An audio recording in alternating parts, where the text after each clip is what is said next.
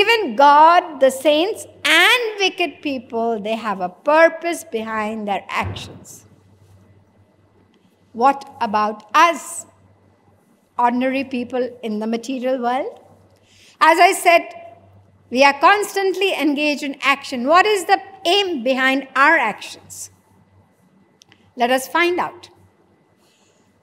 We don't need to go into the scriptures. We can find out from the book of life. If anybody were to write down a list of the aims of our actions, he would be writing continuously, because there are innumerable universes and innumerable living beings.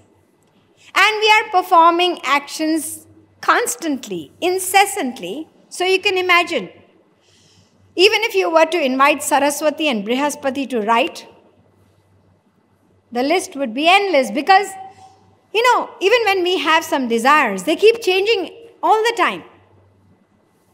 If I ask you, what do you want now? I just feel like having a very nice cup of tea. After a few minutes, I ask you again, tell me, what do you want? I feel like having ice cream now. Contradictory. A cup of tea, now ice cream. And this is how our aims keep changing. Little aims and big aims. So if each person has got so many different aims, and imagine the amount of actions we perform in one lifetime, to think of innumerable living beings, the list would be absolutely mind-boggling. Don't bother to think about that big list. We will take a shortcut. The shortcut is so short that entire list can be thrown. It can be torn up. And you can settle for one aim only. Not 2, 3, or 4, just one. What is that one aim? Take a little boy, a school-going boy, and ask him, what is your aim? Why are you studying so hard? I want to get through in this class and go to the next. And what after that? I want to go to the next. And what after that? I'm asking you, once you finish schooling, then I want to get through with good result and go to university. Imagine you're going to spend so much of your life studying. Almost 21, 22 years of your life gone. What for? I have to go to a good university. I have to get through well in university, because after that, I'm going to take up a job. A job? You are working so hard to serve somebody else. Why not serve your own parents? Your parents have worked so hard to bring you up, and you neglect them, and you want to go and serve a stranger? What for? Well, because I'm not bothered about the stranger or anybody. I don't care who it is. All I'm interested is in the money. I'm going to take up a job because I want money. Oh, so money is your aim. All these years that you worked and studied so hard, you took up a job. The aim comes to be money. What are you going to do with the money? You're going to eat money? You're going to sleep on money? What are you going to do with it? Don't you know? You can do anything with money. You can buy all the things that you desire, all the comforts of life, big houses, big cars. You can travel. You can even own your own private helicopter or aeroplane. That's what money can do to you. I want money. But all these things that you're going to buy with money, what are you going to do with that? What am I going to do with that? It's going to give me happiness. Don't you understand even that much? And why do you want happiness? Full stop. We'll discuss that later, but right now, it's enough to know that we have come to a point where we have found out that ultimately all that study, all that working, all those things that he bought, eventually is to give him happiness. So happiness is the universal goal of all our actions. The actions may be totally contradictory. Laughing, crying. What is the aim behind laughing? Happiness, obviously. And what about crying? Happiness. I don't agree with that. If I want to be happy, I should be crying. That's what you mean? Because by crying also, you're saying the aim behind crying is also happiness. Yes, it is. Very much so. It's because we do not know. We do not have a study of Indian philosophy. That's why we have doubts about it. Let us consider it through an example. Suppose you see a person crying very bitterly. You go up to this man and ask him, "What's the matter? Why are you crying?" You can't imagine what I have been going through. He's not even able to speak. He's crying so much. What's happened? Tell me.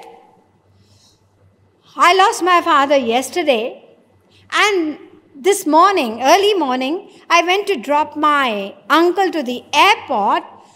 When I came back, my house was absolutely a mess. It was burned down. And inside my house, my young son, my wife, and all my wealth, everything got burned.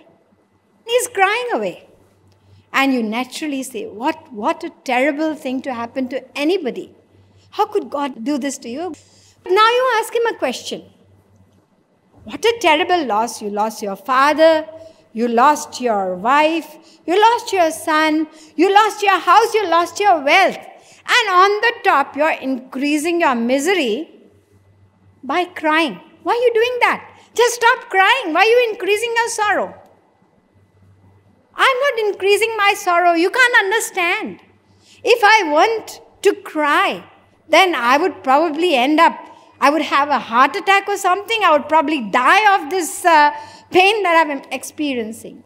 By crying, I'm giving vent to my feelings. It's giving me a peace inside. Next time you cry, try to find out whether it is actually giving you some kind of solace inside or not. In fact, do you know that saints, they have said that longing and crying for God is a superior experience in terms of bliss than loving association with God. When people pray to God sincerely, they sometimes experience that it does give them some kind of special joy. Even crying does. So you see, even crying gives happiness. Otherwise, why would anybody cry? Is there a law in any country? People listening to me are from different countries. Tell me, is there any law in your country that if anybody dies, you have to cry? If you don't cry, you will have to go to prison for 3 years. Is that so? Not at all. So you see, both crying and laughing, opposite actions, aim is one. You're listening to this talk and finding it hopefully interesting. Now suppose I were to continue this talk for another couple of hours. Then what? And you're tired of sitting. You want to stand up or probably leave? So when a person has sat for a long time, then he's unhappy sitting. He wants to stand. And if you've been standing for a long time, you want to sit. Standing, sitting, opposite. But the aim is happiness. Let us take sleeping and waking. Both aim is happiness. Now you might say, hold on. I don't agree with that. Who likes to get up in the morning? Nobody wants to. Very few people. Sleeping? That is pleasure. It's great. Everybody loves sleep. In fact, sleep is the greatest pleasure in this world. Who wants to get up? You're saying that even waking, the aim is happiness. Absolutely. The Sunday which is going to come now, try it out. Don't get up. Just keep sleeping, sleeping, sleeping. People do sleep till late afternoon, but don't get up even in the afternoon. Sleep till the evening and sleep through the night again. The next night as well. Will you do it? No, probably by evening you will say, well, I can't take it anymore. My back's hurting. I want to get up now. So you see, even waking, the aim is happiness. Sometimes we enjoy being in company, and sometimes it's a headache. I just want to disappear from here. I want to go into a jungle. I'm just sick and tired of so many people around me. Especially when weddings take place, people are around. It's just disgusting. You want to be alone, and suppose you're alone. Your wife, children, everybody have gone to a holiday and you cannot go. And it's been a month. Now you can't take that either. I just can't take it anymore. This house, it feels like a ghost house. There's nobody around. So you see, company, aim, happiness. Solitude, aim, happiness. People are desperate to get married. Why? To be happy. And then they are desperate to be divorced. Why? Happiness. People even murder for happiness. Do you know that? Once a person murdered his wife. And he ended up in court. The judge asked him, why did you murder your wife? Tell me. He said, I'm a peace-loving man, dear judge. I'm asking you why you murdered your wife. I'm a peace-loving man. That's all he kept saying. How can you give me such a stupid answer? You commit a crime like murder and you say you're peace-loving. That's nonsense. He said, I'm telling you the truth. You know, when I murdered my wife, you can't imagine how peaceful her face looked. And you cannot even imagine how much peace there was in the house after that. So you see, the aim behind murder is also happiness. So all the contradictory actions, they may be appearing that they are totally opposite, but the aim is one, and the scriptures already tell us that this is our aim. We were looking into the book of life, but the scriptures have already told us it. Sukhaya karmani karoti loko natai sukham va nyaduparamam va vindeta bhuyas tataeva dukkham yadatra yuktam bhagavan vadennaha. 3rd canto, 5th chapter, 2nd verse of the Bhagavad Puran. Happiness is the aim behind everything. Behind wealth, behind wife, child, name, fame, everything. Sarvesha mapi bhutanam nripaswatmaiva vallabha itare patyavittadyas tadvallabhatayaivahi. 10th canto, 14th chapter, 50th verse, again of the same book of scripture, Bhagavad Puran. Even Aristotle, he lived in the 2nd century BC, and he said, we choose happiness for itself and not with a view to anything else, whereas we desire honor, intellect, and pleasure because we believe that we will be happy through it. Another philosopher, he was of Jewish parentage. His name is Spinoza. He was asked, why have we been put into this world? And he replies that God has put us into this world. We are born in this world to be happy.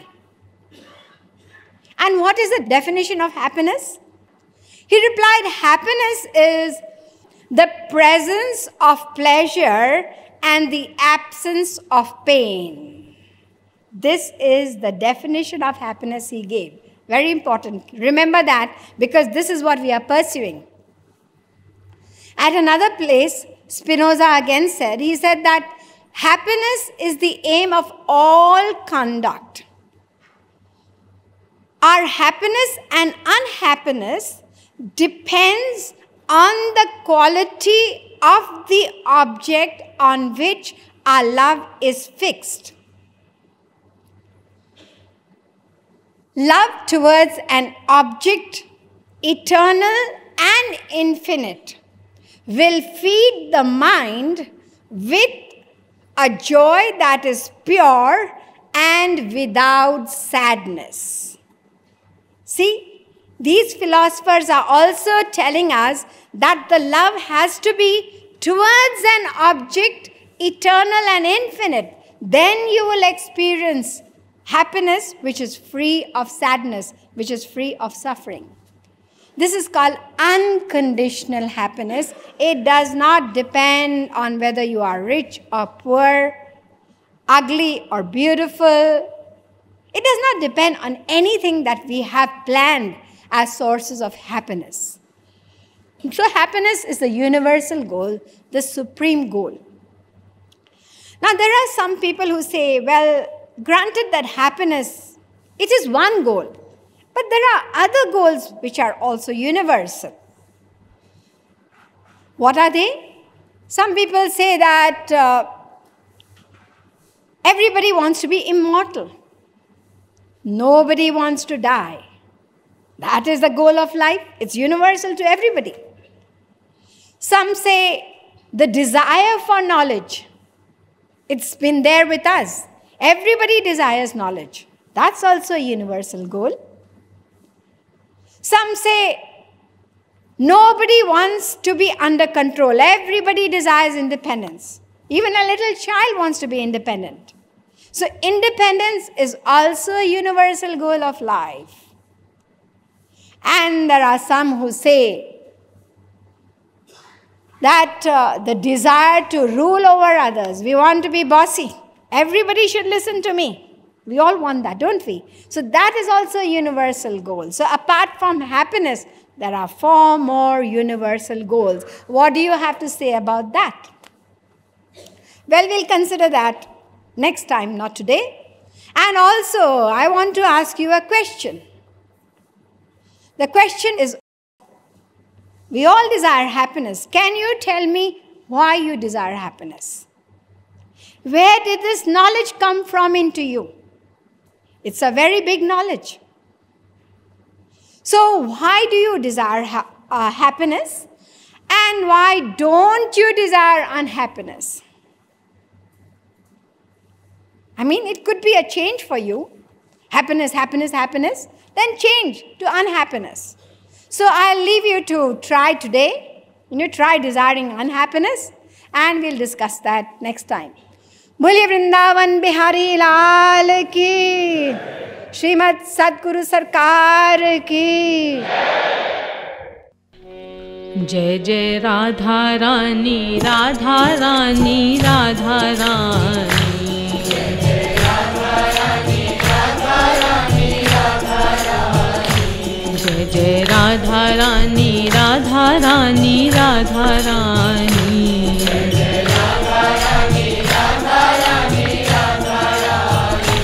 जय जय वृंदावन महारानी, राधा रानी। जय जय वृंदावन महारानी, राधा रानी। जय जय विहरती वृंदावन राधा रानी। जय जय विहरती वृंदावन राधा रानी। जय जय राधा रानी। जय जय राधा रानी। जय जय राधा रानी। जय जय राधा रानी, जय जय राधा रानी, जय जय राधा रानी, जय जय राधा रानी, राधा रानी, राधा रानी, राधा रानी, राधा रानी, राधा रानी। ओ जय जय राधा रानी, राधा रानी, राधा रानी, राधा रानी। जय जय ब्रज बनी तनि धन राधा रानी। जय जय ब्रज बनी तनि धन राधा रानी। जय जय जय ब्रजवासिन धन राधा रानी, जय जय ब्रजवासिन धन राधा रानी, जय जय राधा रानी, जय जय राधा रानी, जय जय राधा रानी, जय जय राधा रानी, ओ जय जय राधा रानी, जय जय राधा रानी, जय जय राधा रानी, राधा रानी राधा रानी राधा रानी, जय राधा रानी राधा रानी राधा रानी, ओ जय जय राधा रानी राधा रानी राधा रानी, जय राधा रानी राधा राधे।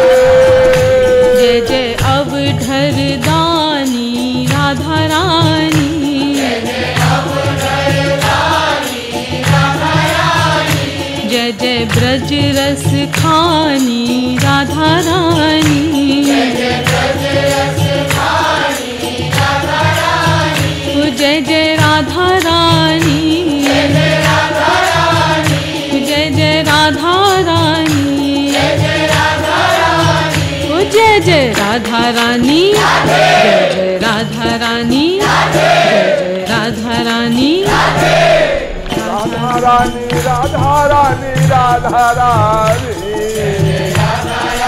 राधा रानी राधा रानी, ओ जय जय राधा रानी राधा रानी रानी,